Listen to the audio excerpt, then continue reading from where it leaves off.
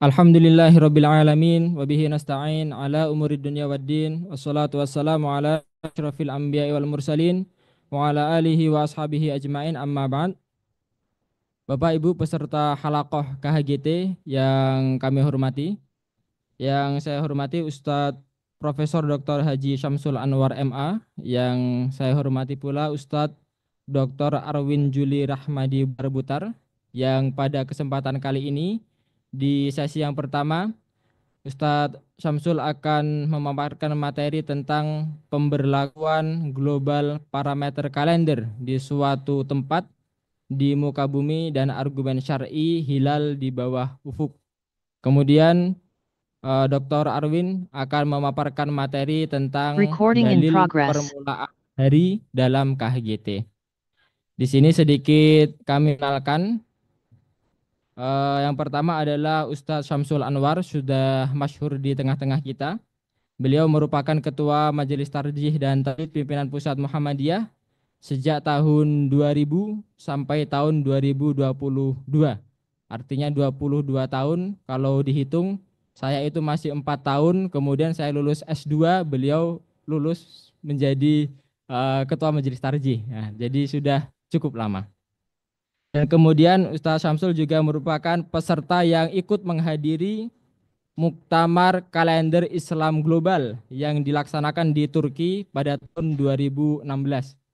Kemudian yang kedua pemateri kita adalah Ustadz Dr. Arwin.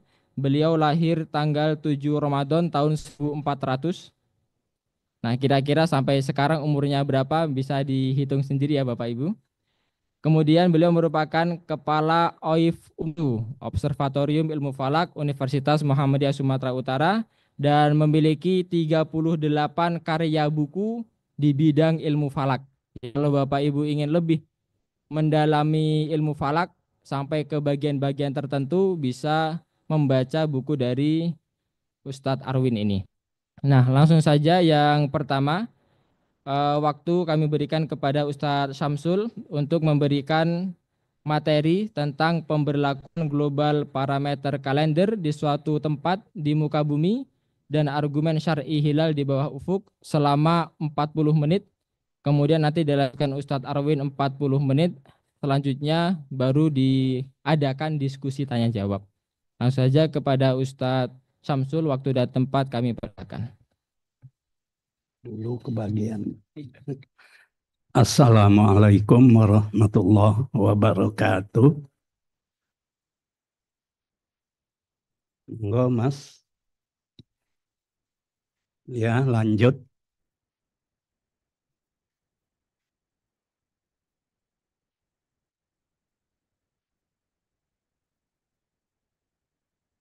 Lanjut.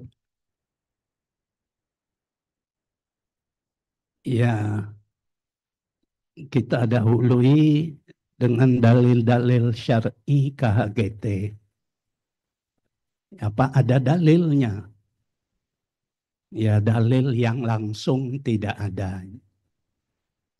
Tapi menurut Imam Asy-Syatibi, berdalil atas suatu ketentuan hukum itu tidak selalu harus dengan dalil langsung, tetapi dapat dengan melakukan istiqra' maknawi dari sejumlah dalil yang ada kaitannya untuk diambil kesimpulan. Nah, jadi kita ada sejumlah ayat yang menunjukkan kesatuan umat, yaitu inna hadhihi ummatukum ummatan wahidah. Ini ada dalam 2 surat dari Al-Quran dan saya ambil satu. Ini berarti satu umat, karena itu manajemen waktunya juga harus satu. Artinya kalender global itu. Terus lanjut.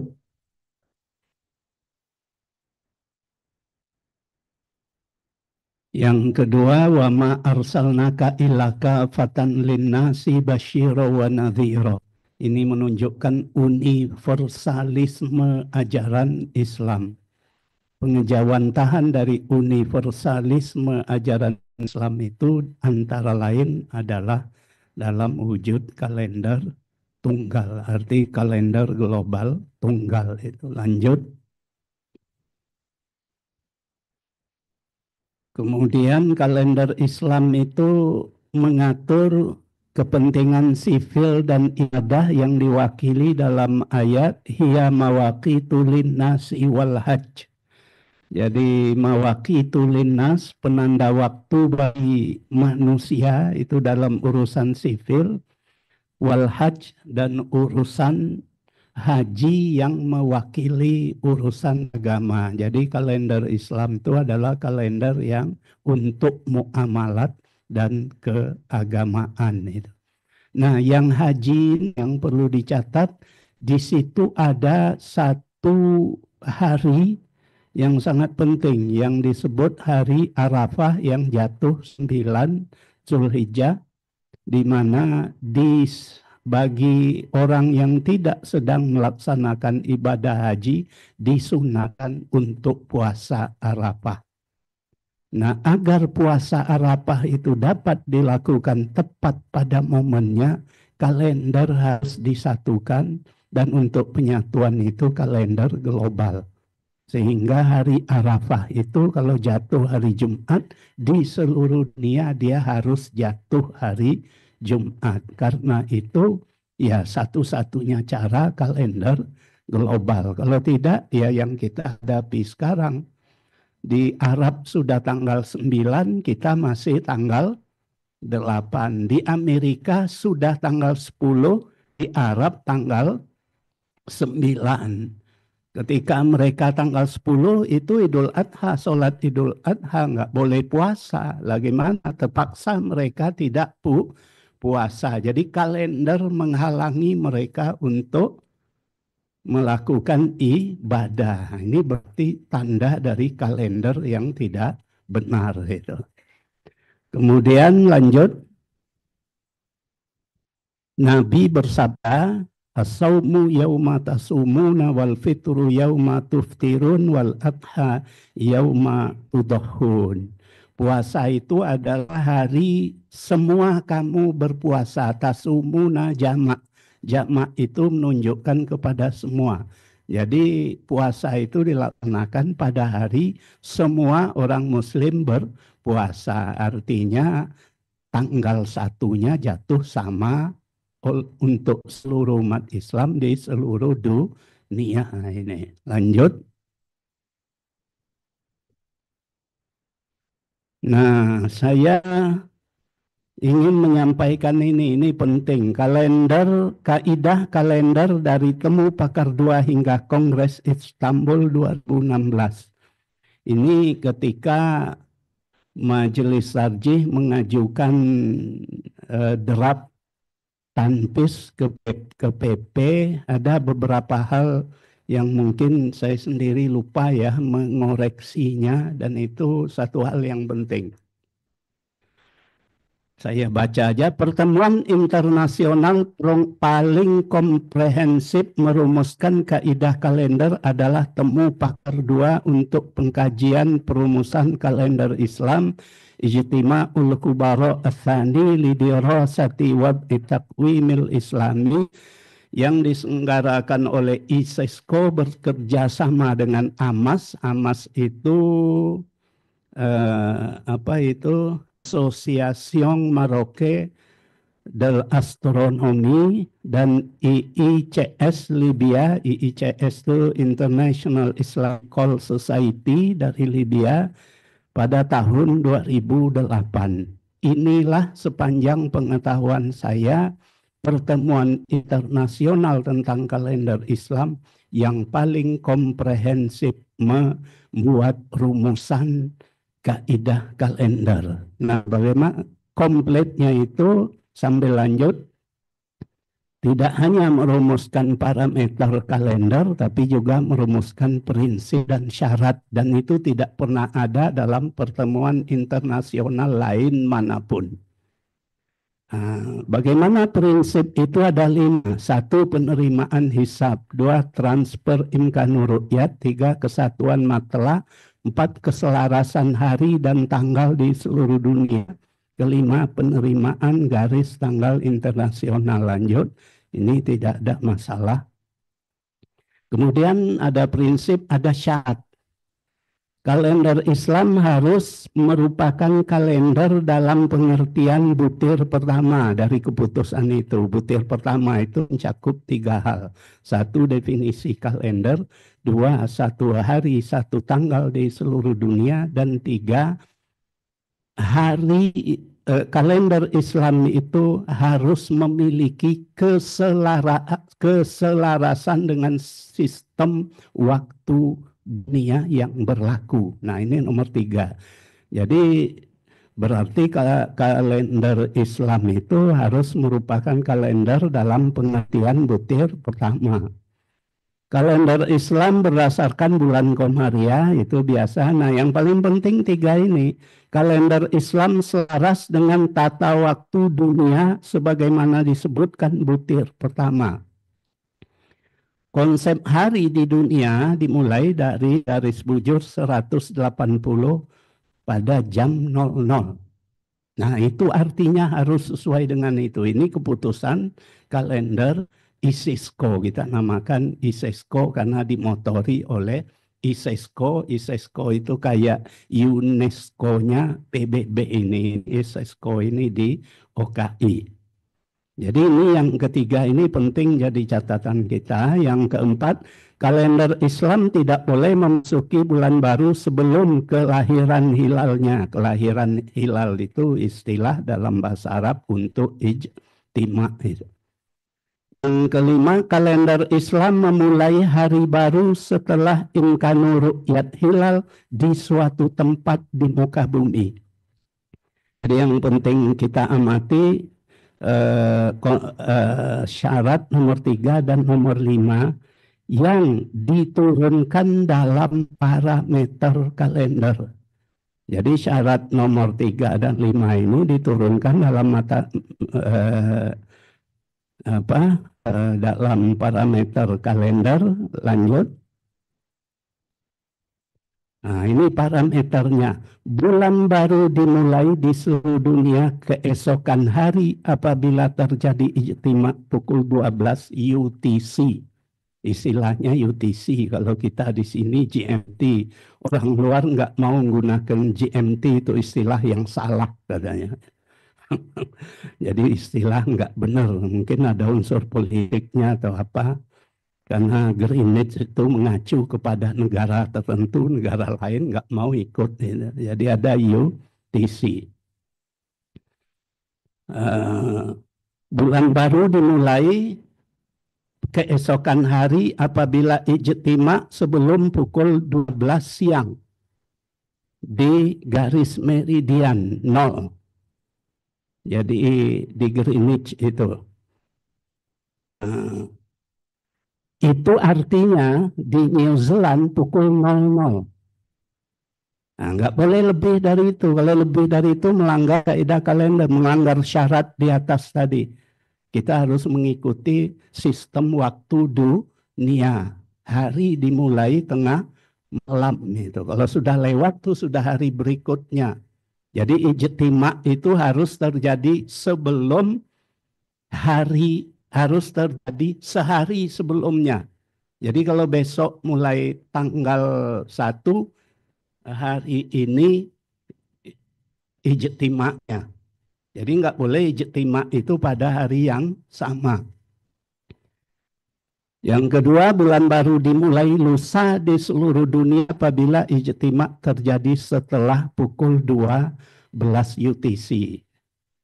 Yang berarti di Selandia Baru itu pukul 00. Kalau sudah lewat pukul 00, tanggal 1-nya lusa. Nah, itu sebagai turunan dari 2 syarat yang kita merahi tadi itu. Lanjut. Parameter dan syarat seperti terdahulu membuat kalender ISISCO 2008, yaitu kalender hasil temu pakar 2 itu, yang kita sebut untuk singkatnya kalender ISISCO 2008 gitu, menjadi kritis dan problematik.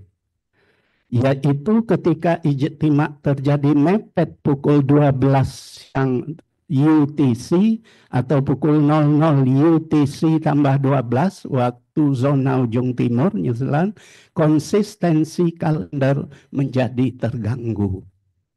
Nah, itu. Kalau ijtima itu terjadi dekat dengan pukul 12 UTC. Misalnya 1 jam sebelumnya, atau 1 jam sesudahnya, atau bahkan setengah jam, atau bahkan seperempat jam, atau bahkan kalau saya tidak salah ingat, Ramadan ini tahun 1447 itu hanya 3 menit apa 2 menit sesudah pukul 12 itu menjadi kritis.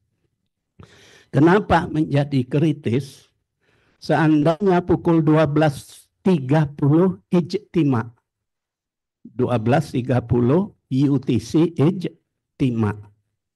Berarti menurut kaidah kalender ISESCO ini masuk bulan baru lusa. Kenapa? Karena sudah pukul 12 siang. Setelah lewat pukul 12 waktu universal itu.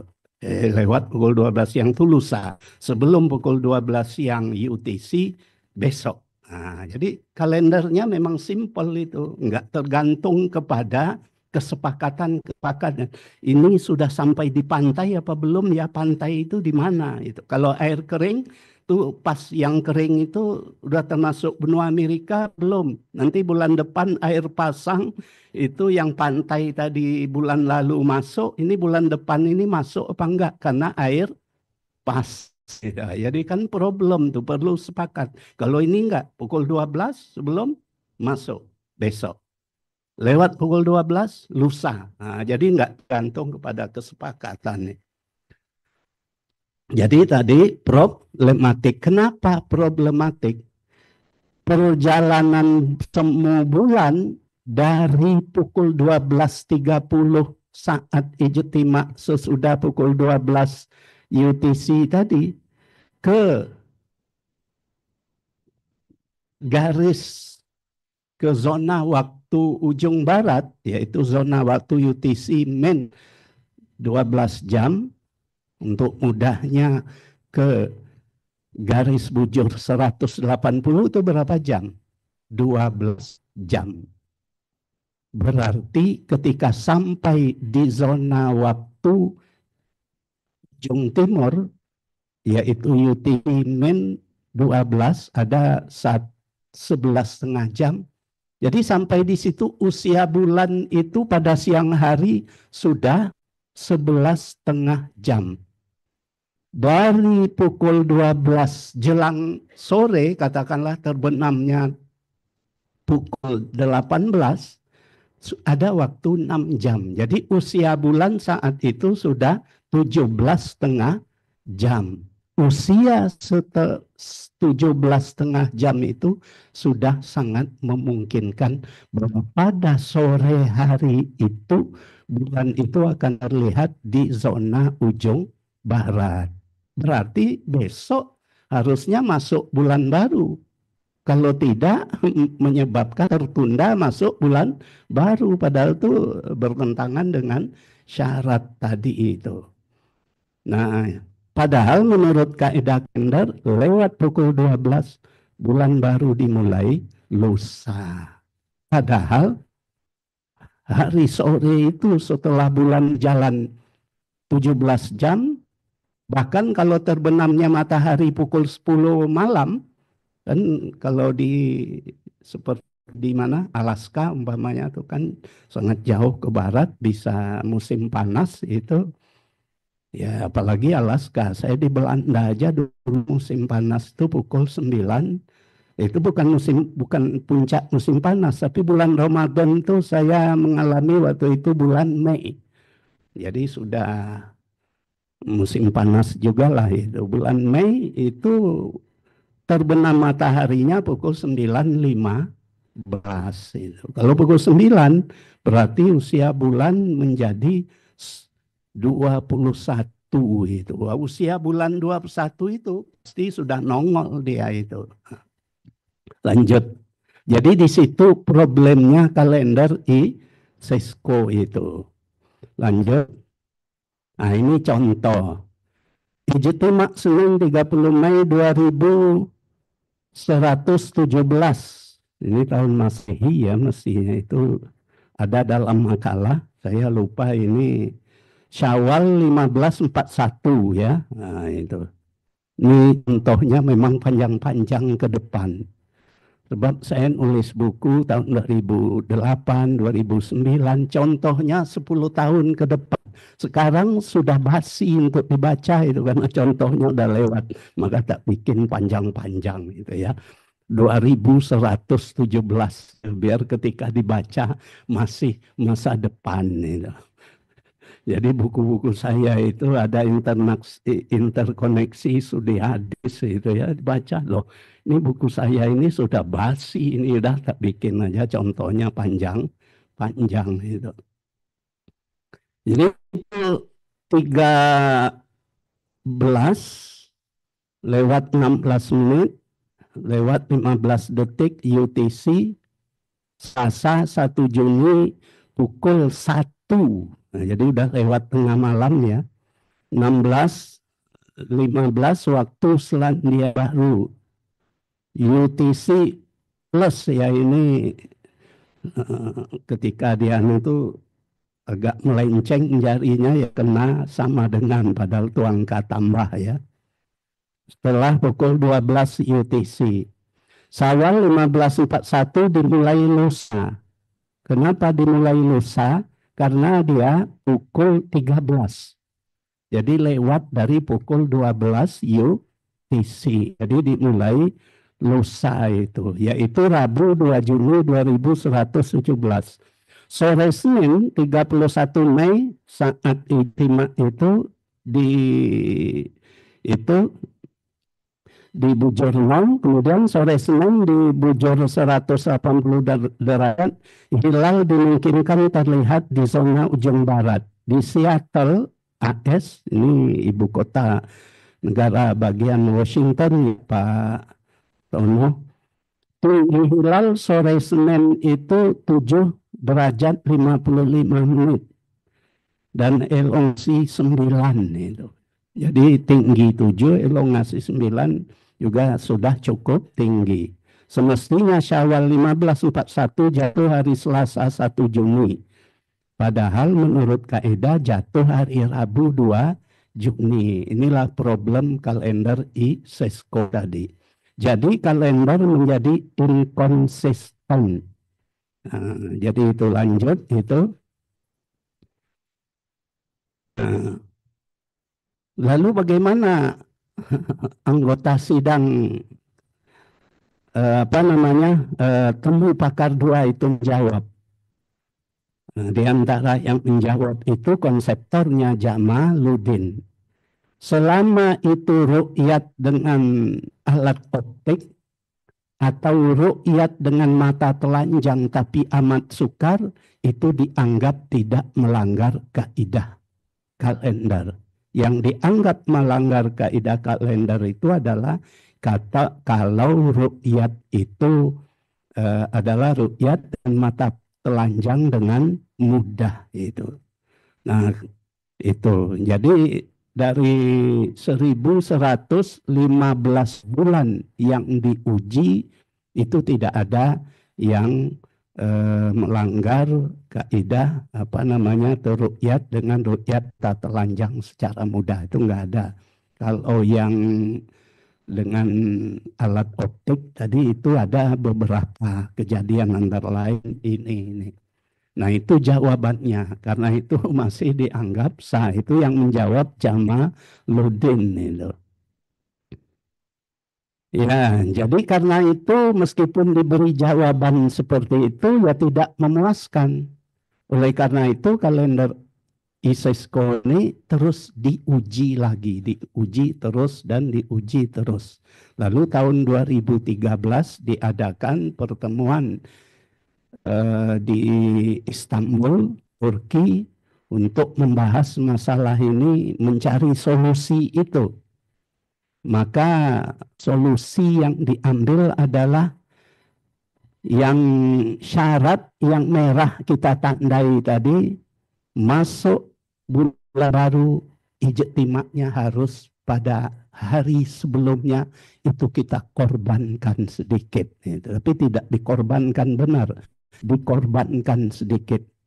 Jadi boleh masuk bulan baru kalau lewat 12 malam itu pengorbanan. Gitu. Asal di zona waktu ujung timur New Zealand, ijtima terjadi sebelum fajar. Tapi tidak semua ijtima terjadi sebelum fajar itu boleh masuk bulan baru. Nah ini jadi jalan tengah antara kalender ISISCO dengan kalender Libya. Karena di ISISCO tahun 2008 itu ada 4 nominasi kalender global yang diajukan. 1 kalender Jamaluddin, 2 kalender Ummul Qura yang diinternasionalisasi, 3 kalender Hussein Diallo namanya dari Afrika, dan 4 kalender Libya yang diinternasionalisasi. Kalender Libya itu adalah bulan baru dimulai selama ijtima terjadi sebelum fajar di ujung timur negara Libya. Itu untuk lokal Libya. Lalu di dalam sidang ISISCO itu diinternasionalkan dengan rumusan diubah. Bulan baru dimulai sebelum fajar di ujung timur. Ujung timurnya itu garis 180 derajat bujur barat dan bujur timur ya, dempet itu. Pada titik lintang 60 musim panas belahan utara dan titik 60 lintang selatan belahan bumi selatan di musim panas. Mulai musim panas itu dihitung dari bulan Maret sampai September, cuma saya sudah lupa tanggalnya itu. Nah, tapi ada catatannya dengan saya itu. Nah, jadi seperti itu. Lalu kalau kemudian di KHGT Kongres Turki 2016 diambil jalan tengah. Bagaimana jalan tengah? Boleh masuk bulan baru asal sebelum ijtima terjadi sebelum fajar, dan nah ini yang rumit itu, dan apa namanya parameter 58 telah mencapai daratan Amerika itu. Jadi ini jalan tengah. Tidak semua sebelum fajar itu boleh masuk asal parameter kalender sudah mencapai daratan Amerika itu. Ya, jadi ini yang penting. Jadi oleh karena itu kemarin Mas Ropik minta diubah oleh Pak Samsul dari syarat imkanuriyah menjadi terpenuhinya parameter di suatu tempat di muka bumi, ya kan. Mas Ropik nanya kepada saya dalam derap pantus yang diajukan ke P. Kenapa? Karena dalam kalender Turki ini tidak semua terpenuhinya parameter 58 otomatis masuk bulan baru. Jadi dalam hal terjadi sesudah tengah malam, maka ada syarat mencapai benua Amerika. Jadi sejumlah dalam makalah ini ada saya beri contoh. Jadi sejumlah kasus di mana sudah imkanur ru'yat pada suatu tempat di dunia, maka tidak otomatis masuk bulan baru. Nah, jadi ini yang perlu jadi kalau ada pertanyaan, karena Mas Ropik nanya kepada saya, Pak, kok ini ubah katanya dari harus imkanur ru'yat kok parameter terpenuhi di suatu tempat itu. Karena bukan imkanur ru'yat itu, dan itu yang tidak dikehendaki oleh ketum itu. Karena ada bukan hanya ketum tapi banyak kalangan kita, ada satu beban psikologis berubah dari wujudul hilal kepada imkan ru'yah yang selama ini dibantah dan ditolak itu. Lalu datang KHGT ini, syaratnya harus sudah imkan ru'yat di suatu tempat. Jadi ada beban Pak Haidar itu yang jadi masalah bagi dia. Saya memahami, cuma saya sampaikan waktu debat itu. Ya ini ada untung ada ruginya Pak, saya bilang. Untungnya adalah kita bisa menarik mereka untuk menerima KHGT karena ada unsur imkanu ru'yat itu. Tapi di sisi kita itu suatu yang tidak nyaman itu ya, ini berubah. Apalagi Pak Arwin ini selamat tinggal wujudul hilal. Wah itu apa namanya itu satu pukulan telak gitu. Ya, jadi oleh karena itu saya berinisiatif memperbaiki telah terpenuhinya parameter kalender di suatu tempat di muka bumi itu. Pak Siknan ya nggak ada ya. Oh, mana? Pak Siknan bilang, Pak Siknan itu kan kaidah imkanur ru'yat. Ya, kok kita menghindar dari imkanur ru'yat itu kan memang kaidah imkanur ru'yat kok di pelintir-pelintir gitu. Enggak pelintir juga, tapi memang kalau imkanur ru'yat enggak benar juga karena tidak semua imkanur ru'yat di suatu tempat otomatis besoknya tanggal 1. Tidak, ada syarat-syarat lain yang harus dipenuhi itu. Dalam makalah ini saya tulis itu. Jadi ini yang perlu kita semua sepaham. Jadi apa yang terjadi dengan syarat kalender itu? Mungkin ketika tim tarjih membuat draft tanpis KHGT itu barangkali ya terfokus. Jadi syarat yang digunakan itu adalah syarat yang dirumuskan dalam tahun 2008 di seminar ISESCO itu tadi. Jadi kalender ISESCO itu. Sementara di kalender KHGT Turki itu tidak menyebut apa namanya prinsip, tidak menyebut syarat, langsung masuk dalam apa namanya parameter itu. Tapi tak berarti parameter kalender itu juga semuanya ditolak di Turki, enggak itu, karena itu tidak bisa ditolak juga. Penggunaan garis batas tanggal 180 itu enggak bisa kita hindari. Walaupun Muhammad Ilyas dan Syaroful Kudo mencoba membuat garis batas tanggal kalender Islam yang komari itu berubah-ubah dari satu tempat mengikuti perubahan apa namanya kurva ru'yat yang muncul di muka bumi itu. Lalu akhirnya nanti suatu ketika hari bisa terulang 2 kali dan bisa juga hilang. Kalau yang hilang itu hari Jumat, lalu sholat Jumatnya kapan? Apa hari Sabtu gitu ya. Ya, jadi itu persoalannya.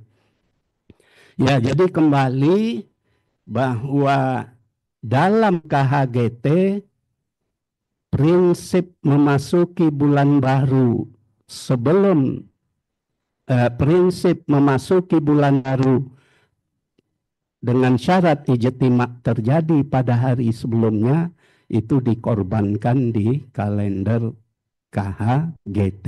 Lanjut itu. Ini contoh soal yang tadi yang sudah imkanur ru'yat tapi belum masuk bulan baru. Ya, contoh lanjut, baca sendiri aja contohnya ini lanjut. Nah, ini berbagi parameter. Jadi ya susah nyari istilahnya ya, transfer parameter diprotes oleh Pak Oman. Pak Oman protes tuh transfer tuh urusan duit di bank katanya. Lalu ya udahlah, sharing parameter itu. Ya memang kita sharing itu. Jadi parameter yang diperoleh di zona barat di sharing, berbagi dengan zona-zona lain di sebelah timur itu ya. Jadi ini namanya berbagi parameter itu. Itu pendapat fuqaha yang Pak Arwin sudah nulis banyak itu dan sudah sering kita sebutkan, tidak perlu diulangi lagi. Lanjut, lanjut, lanjut lagi. Nah ini dalil syar'i berbagi parameter. Berbagi parameter itu transfer parameter itu ya. Jadi sharing parameter. Parameter yang terjadi di suatu tempat di-share dengan tempat-tempat lain di seluruh muka bumi. Satu hadis Ibnu Umar. Sumu li ru'yatihi waftiru li ru'yatihi. Berpuasalah karena melihat hilal dan beridul fitri karena melihat hilal. Jadi para ulama penghukum matlak global tadi menggunakan hadis itu untuk menyatakan ini matlaknya global. Bagaimana cara menyimpulkannya? Sumu ini kata perintah fi'il amar jamak yang diarahkan kepada seluruh kaum muslimin. Jadi berpuasalah kamu wahai seluruh orang muslim di seantero dunia apabila terjadi ru'yat. Ru'yat itu tidak disebutkan ru'yat di tempat ini, tidak, asal terjadi ru'yat maka seluruh muslimin memulai itu puasa. Terjadi ru'yat bulan berikutnya maka seluruh kaum muslimin idul fitri. Jadi itu dalilnya itu. Ya. Tapi transfer ru'yat fisik itu nggak bisa ke seluruh dunia. Yang paling-paling bisa 9 jam itu. Misalnya titik paling timur terjadinya terpenuhnya parameter atau imkanur ru'yat itu misalnya di kota New York. Pada musim dingin dari New York ke Jakarta itu 12 jam. Ketika kita tunggu-tunggu orang New York untuk ru'yat secara fisik, kita sudah pukul 6 pagi. Padahal pukul 4 kita harus menentukan ini masih puasa apa sudah lebaran. Jadi nggak bisa. Nah yang bisa ditransfer itu adalah imkanur ru'yat. Imkanur ru'yat itu ru'yat yang diramalkan. Ru'yat yang diperhitungkan. Nah, artinya yang diperhitungkan itu adalah parameter. Jadi parameter itulah yang ditransfer. Oh 5 menit lagi ya, itu sudah mau habis. Lanjut. Nah ini Ibnu Qudamah, dia punya dalil faman syahida minkum syahra falyasum. Barang siapa yang, nah ini terjemahan tafsir At-Tanwir ya yang dikutip ini. Barang siapa di antaramu mengetahui masuknya bulan Ramadan, maka hendaklah ia berpuasa. Nah, jadi menurutnya apabila ada orang di suatu tempat di muka bumi membuktikan bahwa bulan Ramadan itu jatuh pada hari ini, misalnya dengan meru'yat, itu maka berpuasalah kamu. Puasa ini man syahidah, man itu dalam ilmu usul fikih menunjukkan isim syarat ya, ini isim syarat. Isim syarat itu menurut usul fikih juga menunjukkan keumuman itu. Jadi berlaku umum itu. Kemudian dia mengambil hadis lain, hadis panjang. Dalam hadis panjang itu orang yang bertanya kepada Rasulullah itu dia mengatakan akhbirni ma faradallahu alayya minas siyam qala syahru Ramadan. Itu sama tadi artinya apa namanya, kalau ada orang yang membuktikan hari tertentu sudah mulai Ramadan, itu berlaku dan wajib dipuasai. Itu dalil Ibnu apa namanya, Qudamah. Terus lanjut.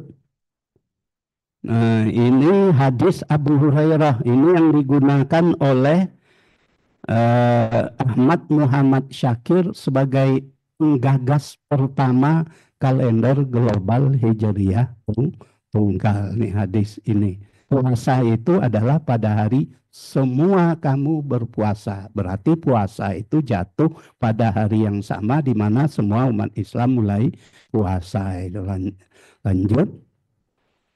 Nah, cuma Ahmad Syakir ini punya ide. Idenya itu hadis ini itu asbabul wurudnya terkait urusan haji. Hadis ini nih, karena di situ tadi ada wal adha yauma tudahun. Dari mana dia mengetahui itu? Dari versi-versi lain dari hadis itu menyebut-nyebut Muzdalifah, Arafah, dan sebagainya. Jadi berarti hadis itu secara keseluruhan itu lahir dalam konteks haji. Dan bagi dia haji itu penting. Haji itu di mana dilakukan? Ya di kota Mekah. Berarti titik acu kalender global yang dia ajukan itu, titik acu parameternya adalah kota Mekah. Bagaimana kaidah kalender yang dibuat? Moonset after sunset in Mecca. Jadi itu bulan tenggelam sesudah tenggelamnya matahari di Mekah.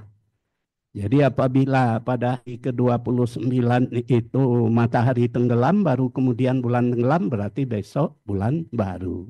Kalau bulan dulu tenggelam, matahari tenggelam belakangan, bulan baru itu lusa. Itu. Jadi moonset after sunset in Mecca. Itu kaidah dari Ahmad Syakir. Tapi kaidah ini mempunyai dua kelemahan pokok. Satu, bahwa bisa terjadi moonset after sunset, yaitu matahari tenggelam kemudian baru bulan tenggelam, tapi belum terjadi ijtima. Nah, itu terjadi dengan kasus bulan Sya'ban 14 berapa itu? Tahun Masehinya 2010 ada di sini ya. Nanti tinggal dibaca aja. Jadi kalau gitu kalender itu tidak konsisten. Lalu kalender wujudul hilal yang semula pakai moonset after sunset ini merubah tambah setelah ijma. Nah, jadi setelah ijtima itu perubahan-perubahan itu tahun 2003 itu. Kasus bulannya itu tahun 2003. Terus kelemahan yang kedua, di Mekah belum memenuhi syarat, tapi di Amerika dan itu banyak kasus diuji di ISESCO tahun 2009 sampai 2011 itu masa kerja timnya menguji 1115 bulan itu ternyata ya kalender wujudul hilal belum masuk bulan baru karena di Mekah belum wujudul hilal, tapi di benua Amerika sudah terjadi ru'yat sehingga tidak bisa diglobalkan. Terus lanjut. 1 menit ini kaidah terakhir ini. Kaidah fikih lil wasaili hukmul maqsidi.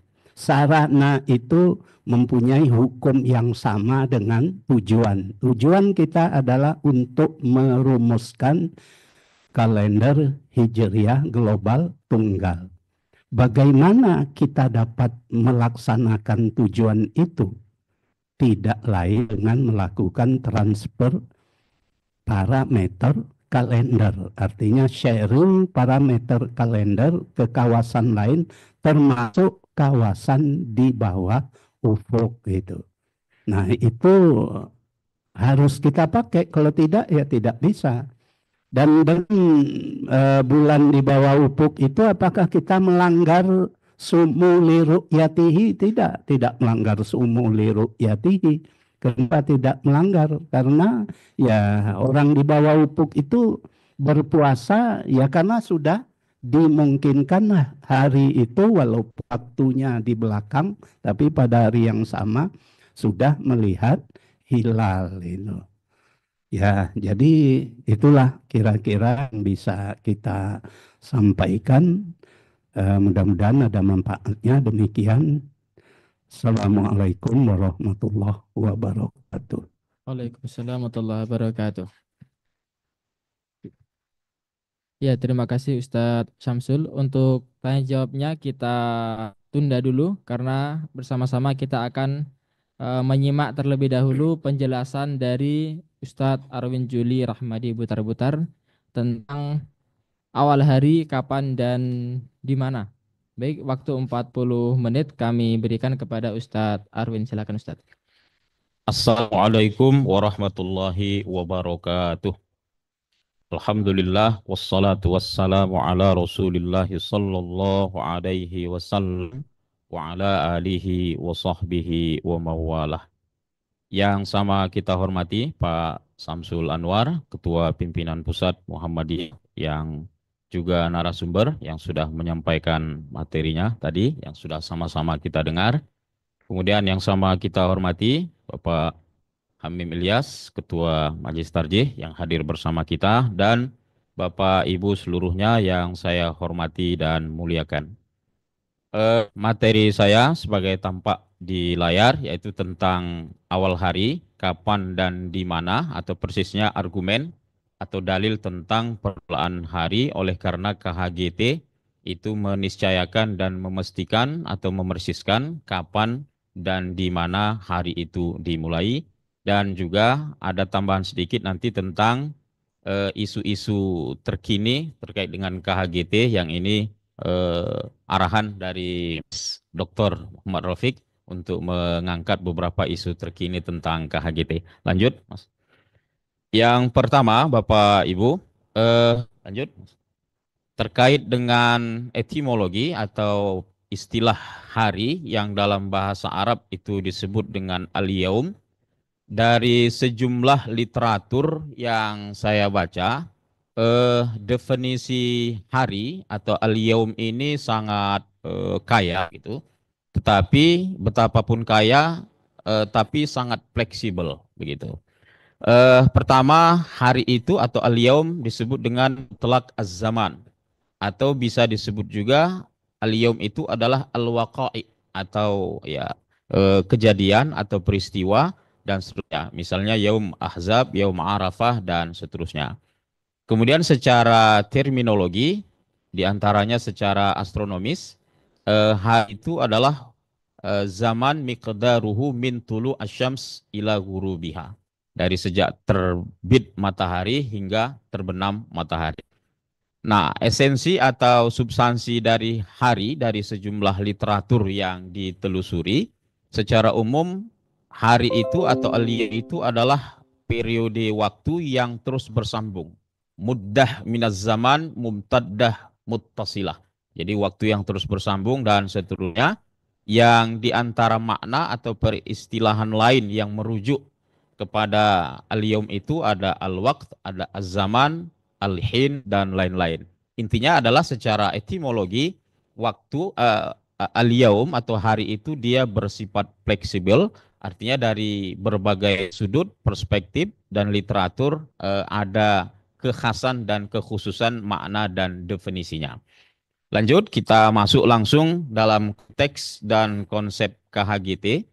Jadi secara historis dan secara fikih paling tidak ada dua konsep kapan awal hari itu yang walaupun dalam penelusuran saya pribadi terutama yang menyatakan bahwa awal hari itu saat ghurub, yang kedua saat terbenam matahari, juga sesungguhnya tidak ada definisi yang definitif bahwa awal hari itu adalah saat ghurub dan saat fajar. Jadi kesimpulan ghurub dan fajar ini sebenarnya ditarik dari beberapa kasus, katakanlah begitu, yang akan kita lihat. Yang pertama saat ghurub itu diantaranya berdasarkan surat Yasin ayat 40. Di situ ada kalimat walal lailu sabiqun nahar. Karena malam itu disebutkan lebih dulu sehingga disimpulkan malam atau yang ditandai dengan terbenamnya matahari itu sebagai awal hari. Yang kedua adalah praktik puasa itu sendiri. Karena dalam praktik selama ini, dan memang faktanya demikian, bahwa puasa itu dimulai dari sejak terbenam matahari, eh, sampai terbenam matahari dan seterusnya, sehingga dinyatakan bahwa itu sebagai awal hari. Artinya itu kesimpulan yang bersifat kebiasaan atau praktik yang dipraktekkan oleh umat Islam. Artinya penentuan awal hari saat ghurub itu tidak ada ketentuan yang definitif secara definisi. Kira-kira begitu. Begitu juga dengan saat fajar. Itu biasanya ditarik dari kalau dalam kalangan Hanafiyah itu berdasarkan hadis Nabi yang menyatakan puasa adalah begini-begini, yang puasa itu kita tahu dimulai dari sejak terbit fajar, yang diperkuat dengan surat Al-Baqarah ayat 187. Summa atimmus syiyam ilal lail dan seterusnya. Kemudian yang ketiga adalah konsep awal hari saat tengah malam. Nah, ini di dalam waktu yang cukup lama, saya pribadi menelusuri literatur yang klasik terutama dari kitab-kitab berbahasa Arab, memang sejauh ini setidaknya belum ditemukan, ya, belum ditemukan ada literatur, ada ulama atau fuqaha yang punya pemikiran bahwa awal hari itu tengah malam. Jadi di sini pemikiran kini tentang awal hari itu tengah malam itu praktis memang sejauh yang kita baca adalah dari pemikiran Jamaluddin Abdul Razik yang disampaikan oleh Pak Samsul tadi dengan beberapa atau sejumlah alasan, argumen, dan lain-lain. Di antaranya menurut beliau karena terbit dan terbenam itu berubah-ubah setiap hari. Waktu terbenam itu dia terkait dengan tempat. Kemudian poin pentingnya adalah ini, poin ketiga, bahwa waktu-waktu ibadah itu sebenarnya tidak terpengaruh oleh penggunaan sistem waktu internasional. Konsep malam dan siang bagi kewajiban puasa itu melampaui konsep hari. Nah, ini saya tarik benang merahnya itu cukup paralel, cukup kompatibel dengan definisi hari tadi yang sebenarnya memang tidak definitif secara fungsi, pengertian, dan seterusnya. Jadi secara umum tiga konsep tentang kapan awal hari ini berkembang, betapapun yang tengah malam ini masih memerlukan kajian lebih lanjut, penguatan literatur, dan seterusnya. Lanjut. Yang kedua tentang konsep di mana awal hari. Kalau dalam literatur klasik sebenarnya cukup banyak, tetapi tidak populer sejak pra-Islam. Ada yang menempatkan India, ada di Kepulauan Langka, itu daerah saya kurang tahu juga, dan seterusnya.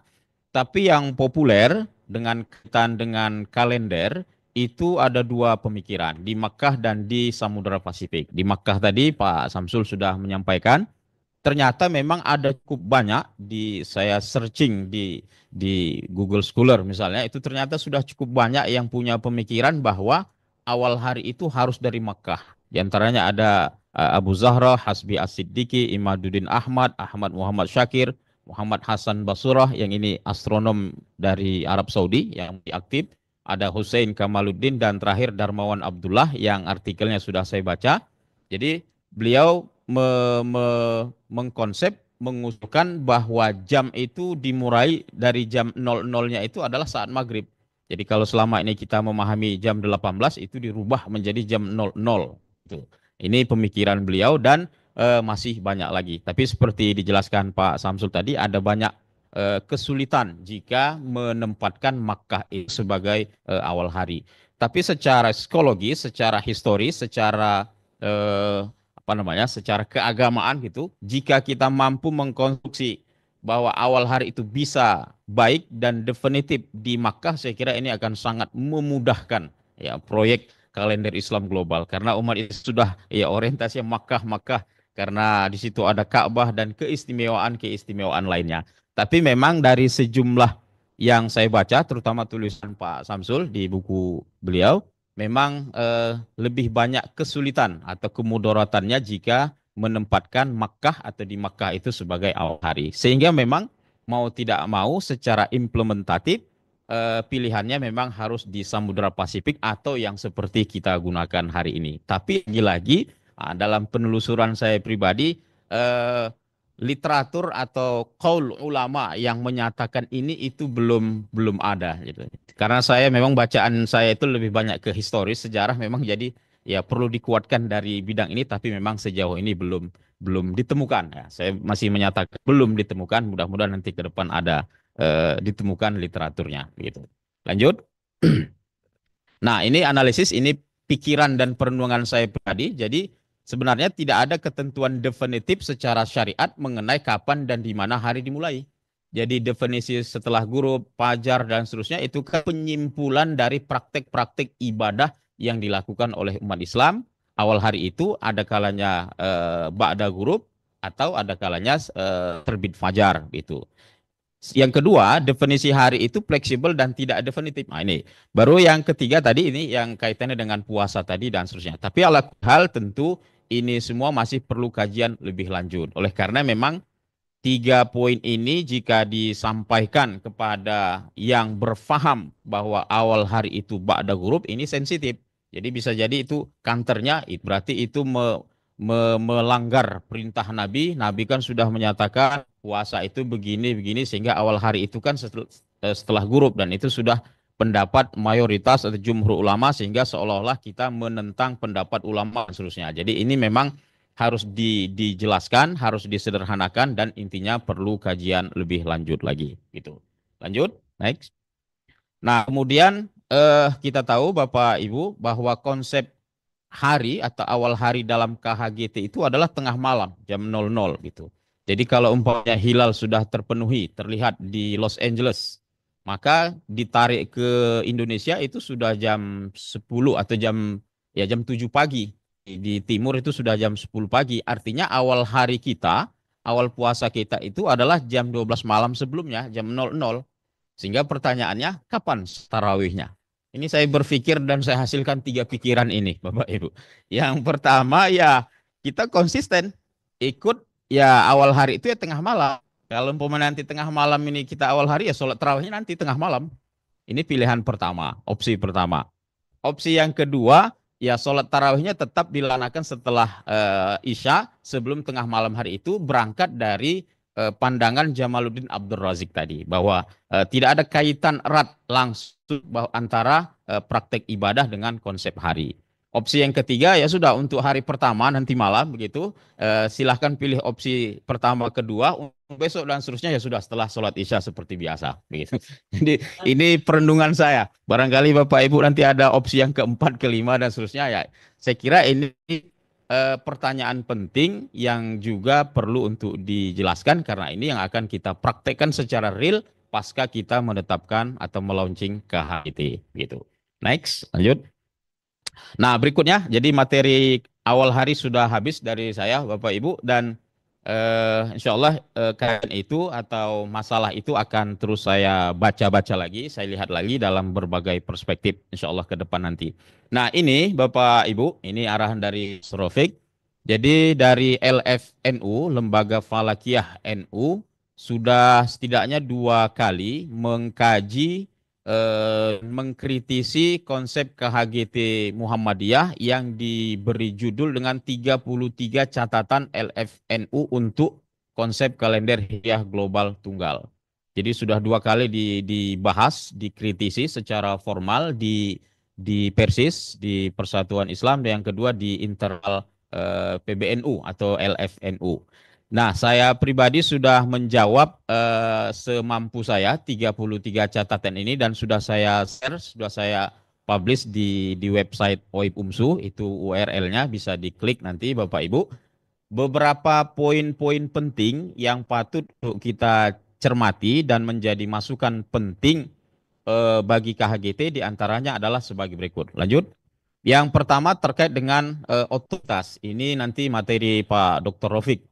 Jadi ada pemikiran bahwa KHGT atau konsep kalender apa saja itu mesti ada otoritas. Itu contohnya itu dikembalikan misalnya di zaman Khalifah Umar bin Khattab.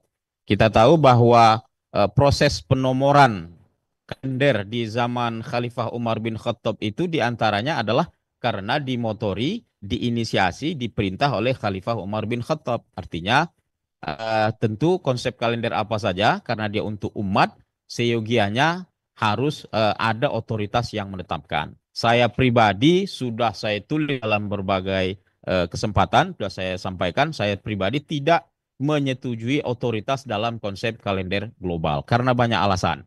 Di antaranya adalah kita tidak tahu dalam konteks dunia hari ini siapa otoritas yang paling otoritatif untuk menjadi otoritas dalam penetapan kalender itu. Jika otoritas itu kita tetapkan, misalnya OKI yang diusulkan oleh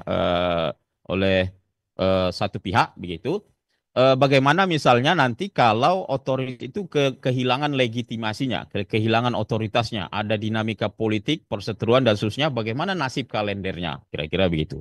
Apa pula alasan untuk memilih lembaga atau otoritas itu. Jadi saya pribadi memandang otoritas itu tidak perlu langsung saja diserahkan kepada negara masing-masing. Yang mau menerima silahkan, mau mengkaji dulu silahkan, yang tidak ya silahkan, mengalir saja begitu. Nah ini nanti akan dikaji lebih dalam oleh Pak Dr. Rafiq, tapi intinya Bapak Ibu, pikiran sorotan terhadap perlunya otoritas terhadap kalender global ini sangat besar dari berbagai pihak gitu. Jadi di antara kritik terhadap KHG ini adalah karena tidak adanya otoritas. Nah, kira-kira begitu. Lalu berikutnya adalah oleh karena KHGT ini menempatkan 58. 58 itu kan definitif angka ketinggian hilal 5 derajat, sudut elongasi 8 derajat. Imkan ru'yat itu artinya kan memungkinkan terlihat. Pertanyaannya kapan dia lihat? Betul nggak dilihat? Kira-kira begitu. Sehingga dalam konteks ini karena dunia Islam masih begitu kuat dengan ru'yat secara fisik atau ru'yah fi'li, sehingga 58 ini dalam batas-batas tertentu harus diverifikasi.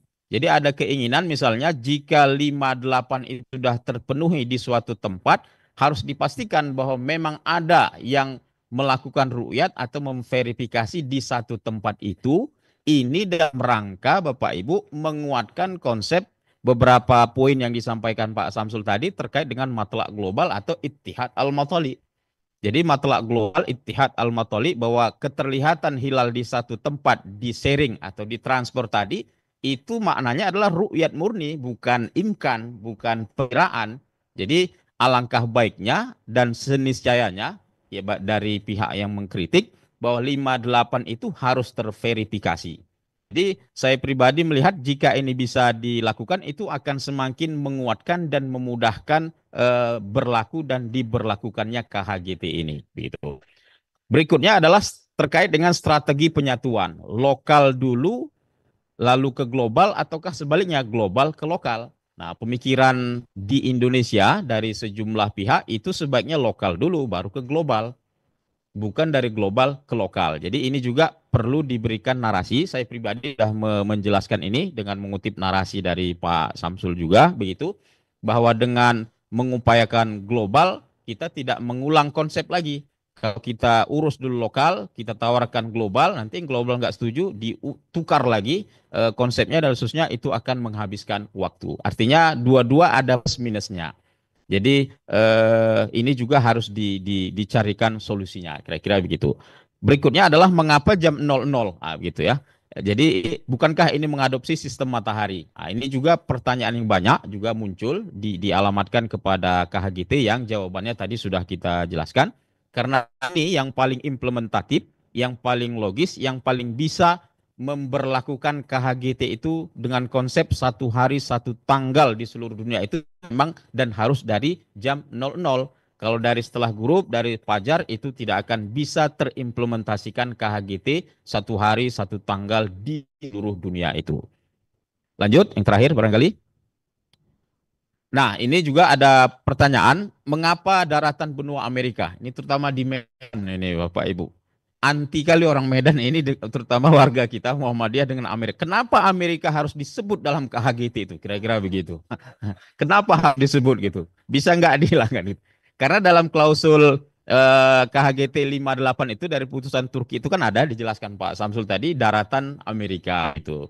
Nah ini juga sesuatu. Ini karena kasusnya di Medan dan saya menghadapi itu memang Selalu saja. Kenapa harus disebut Amerika begitu? Barangkali nanti bisa kita konstruk, tidak menyebut nama daerahnya, tapi menyebut posisi geografisnya barangkali begitu. Ini perlu kita pikirkan supaya tidak tertulis nama Amerika gitu. Tuh. Kemudian mengapa juga Selandia Baru bukan Kepulauan Fiji yang lebih dekat ini? Kenapa Selandia Baru bukan Fiji? Bukankah Kepulauan Fiji itu yang lebih dekat dengan garis tanggal internasional dan seterusnya? Ini saya sudah sharing diskusi dengan Pak Abdul, jadi jawabannya sudah ada dan sudah saya tulis dalam jawaban 33 catatan itu. Nah, ada kasus, ini juga sudah disampaikan Pak Samsul tadi, daratan benua Amerika, ini ada kasus, itu belum imkan, belum 58. Tapi di Hawaii sudah imkan.